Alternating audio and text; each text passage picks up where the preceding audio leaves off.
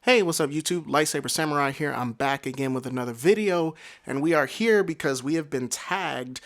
We were tagged recently by our friends Scott and Jen of Retro Rivals on YouTube. They recently did a video where they used some of their favorite video games to spell out their first names. This is the Spell Your Name Challenge.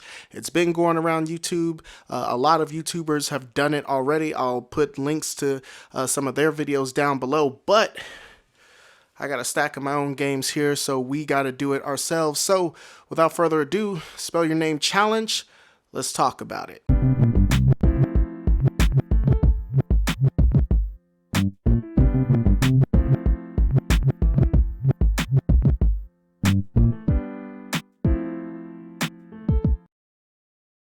Okay, so for those of you who don't know, recent subscribers, my first name is Antoine. You spell that A-N-T-O-I-N-E.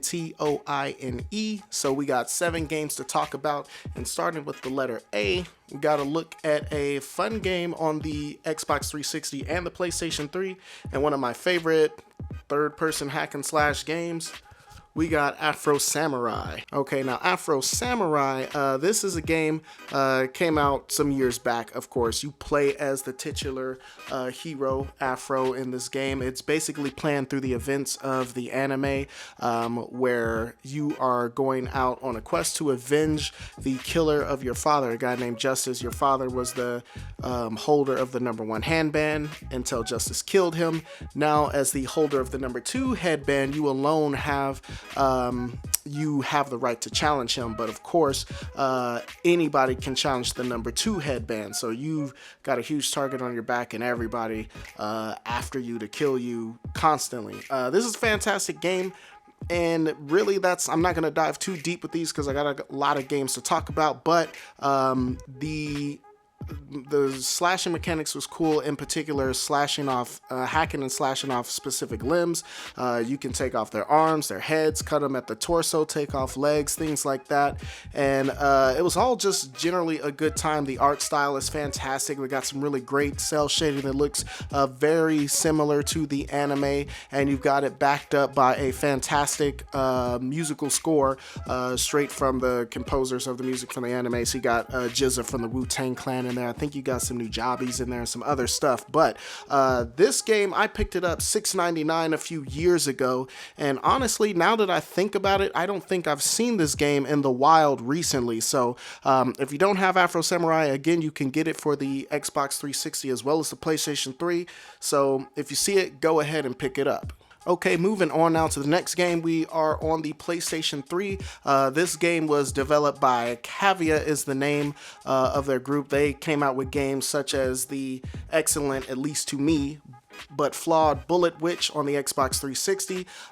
This, of course, I'm talking about Nier, and this is the original Nier that came out again on the Xbox 360, PS3. This game, I really praise this and its sequel for the different styles of gameplay that they incorporate in this game. At its heart, this game is an action RPG.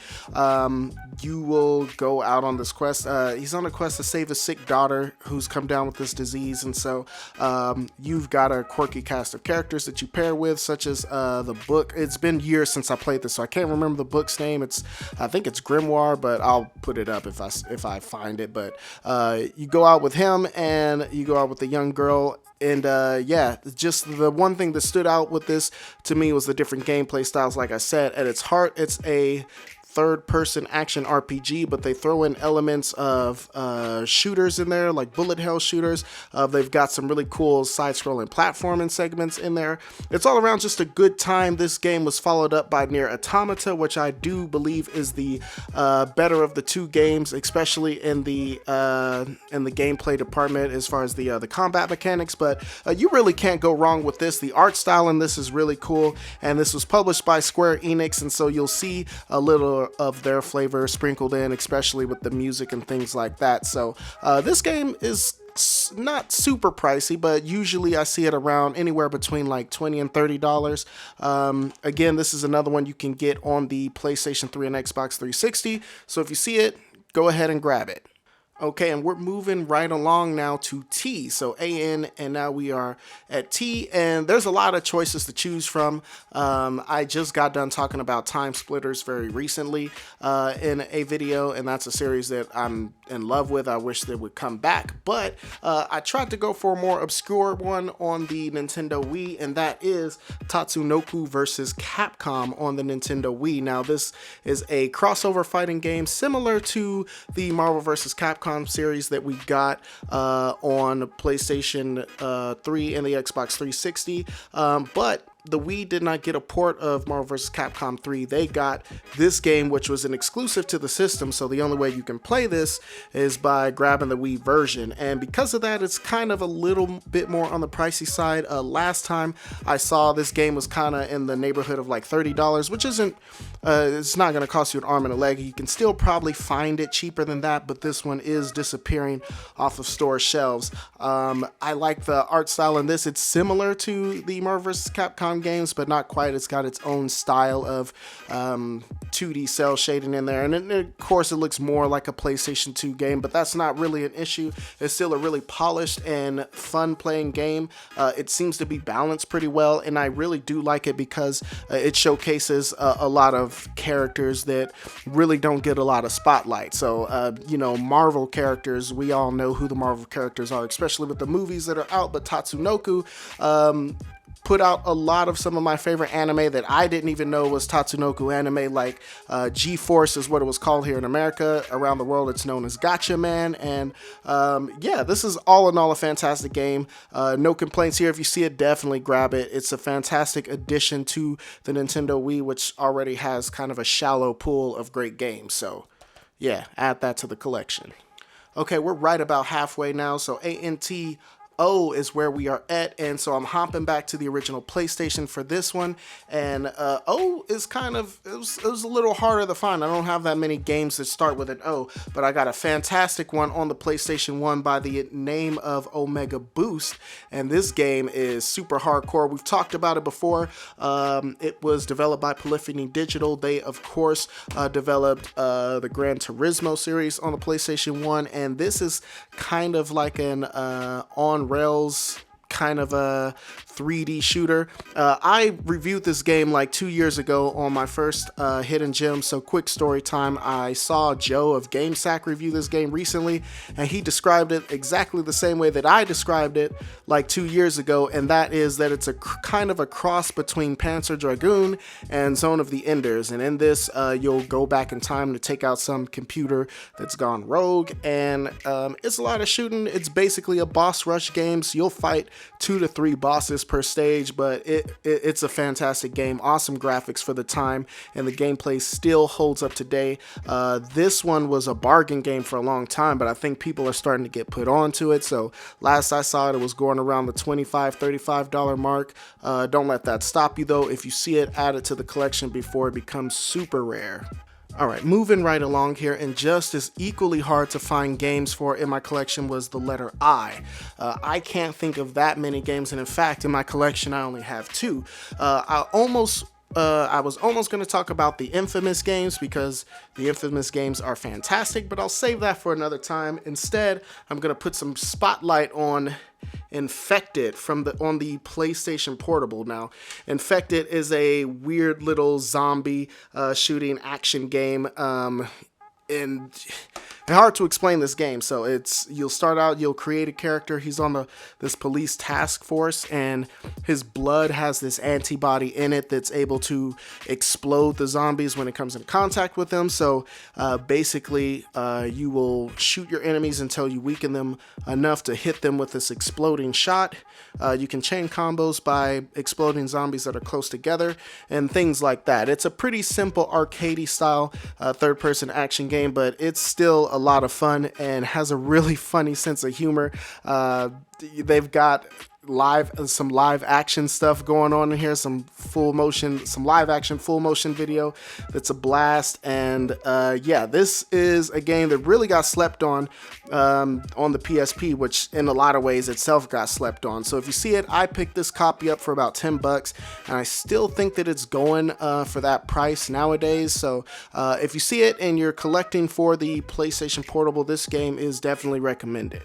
Okay, penultimate title on the list today, and this is the second N in my name, so we are at Antoin, and this is no surprise. I just talked about this in a previous video recently. That was Ninja Shadow of Darkness. Don't care though, because I love this game that much. Again, you guys know that the nostalgia factor that goes along with it. This is one of the first games that we owned ourselves on the PlayStation, which is one of my favorite consoles of all time, and so yeah, I've talked about this game a few times now, but here you are in feudal Japan. You are out to stop this warlord who sold his soul to demons in order to gain the upper hand in this long-running stalemate that was going on. Fantastic action game by the makers of Tomb Raider 3.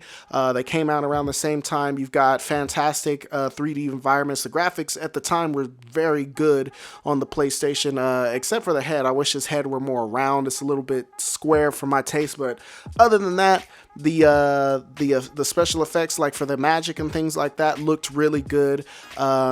Got a cool boss battle in like every level, so that was cool. All in all, just a really good game, and it puts up a really good challenge. The only thing that I didn't like about it is you have a set number of lives, so you get extra men and things like that from points and from finding extra men icons, and that can be a little tough because there is some 3D platforming in this game that makes it a little hard to play. But other than that, fantastic game and a worthy addition to any PlayStation library.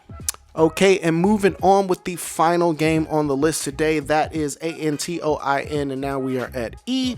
And I had quite a few games to choose from on all systems for the letter E, but again, I wanted to go with something a little bit more obscure, and so here we are on the PlayStation Vita. That is Earth Defense Force 2: Invaders from Planet Space. Crazy name, and this is just a mindless bug shooting action adventure game. You've got a few different classes to choose from, like the Pale Rider, which is my favorite. Pale Riders rock the jetpacks and things like that, and they have some cool laser weapons.